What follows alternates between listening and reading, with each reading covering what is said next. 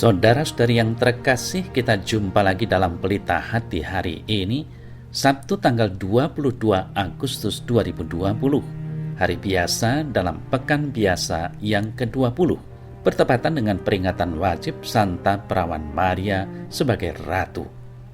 Bersama saya Romo Thomas Suratno SC dari Paroki Cilandak, Jakarta Selatan, mendengar dan merenungkan sabda Tuhan, yakni firman Tuhan yang tersurat di dalam Injil Matius, bab atau pasal 23, ayat 1 sampai dengan ayat 12.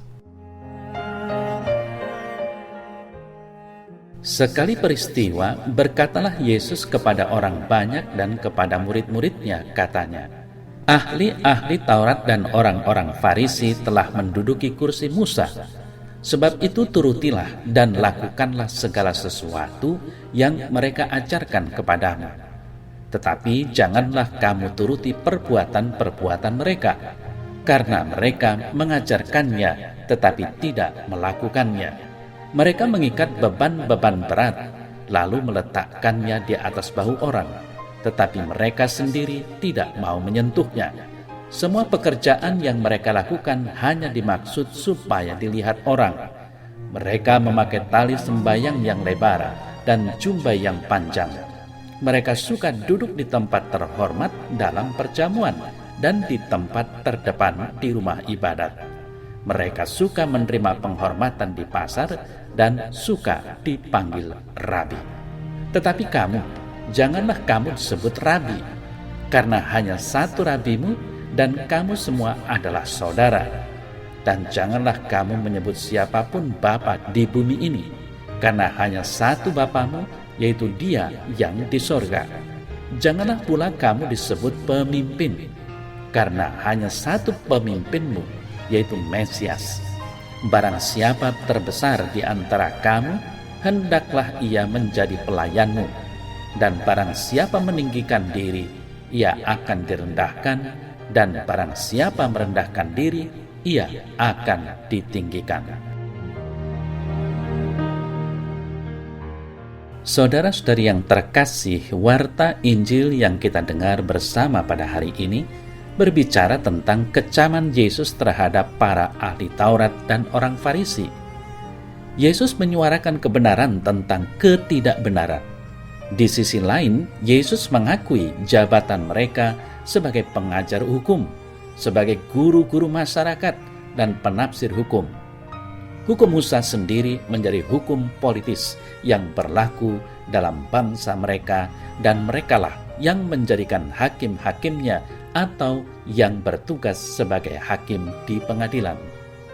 Saudara-saudari yang terkasih, Yesus melihat bahwa jabatan yang mulia itu diselewengkan.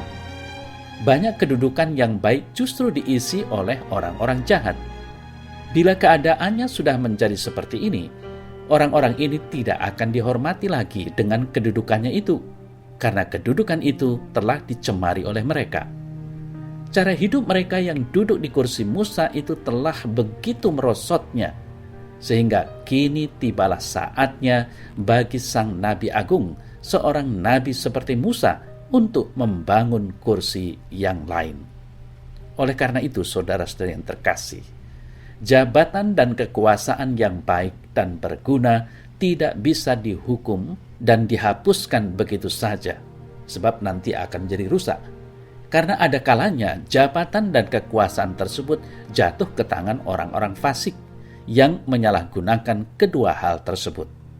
Oleh karena itu, kita juga tidak boleh menurunkan kursi Musa, karena ahli-ahli Taurat dan orang-orang Farisi kini telah menguasainya. Lebih baik bila kita biarkan keduanya tumbuh bersama sampai waktu menuai. Saudara-saudara yang terkasih, karena itulah Kristus menyimpulkan, sebab itu turutilah dan lakukanlah segala sesuatu yang mereka ajarkan kepadamu selama mereka masih menduduki kursi Musa, yakni selama mereka bertugas membacakan dan memberitakan hukum yang diberikan oleh Musa. Sekarang Yesus mengajak orang banyak itu untuk memanfaatkan bantuan yang mereka berikan untuk memahami kitab suci dan menjalankan apa yang diajarkan. Selama pemahaman mereka menggambarkan apa yang dimaksudkan oleh kitab suci dan tidak menyesatkan, membuatnya semakin jelas dan tidak membatalkan perintah Allah. Sejauh itu pula perkataan mereka harus diperhatikan dan ditaati, tetapi harus dengan penuh kewaspadaan dan kebijaksanaan. Saudara saya terkasih, Tuhan Yesus ingin mencegah orang berpikiran bahwa dengan menyalahkan ahli-ahli Taurat dan orang-orang Farisi, ia seolah-olah bermaksud merendahkan hukum Musa dan menjauhkan orang dari hukum Taurat. Tidak, ia menegaskan bahwa ia datang bukan untuk meniadakannya, melainkan untuk menggenapinya.